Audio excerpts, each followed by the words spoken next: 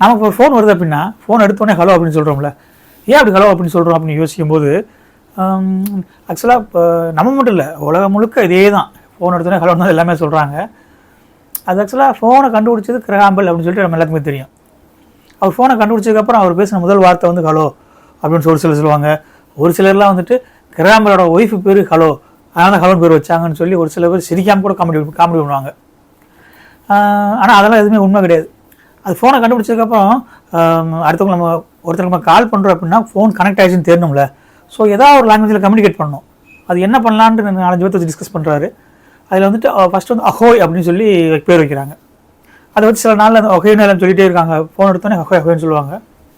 அந்த அஹோய் அப்படின்ற வார்த்தை எப்படி எங்கே யார் பயன்படுத்துகிறா அப்படின்னா, பெரிய பெரிய கப்பலில் வேலை செய்வாங்கல்ல, கப்பல் நிறைய பேர் வேலை செய்வாங்க, ரொம்ப தூரத்துலேருந்து வேலை செய்வாங்க.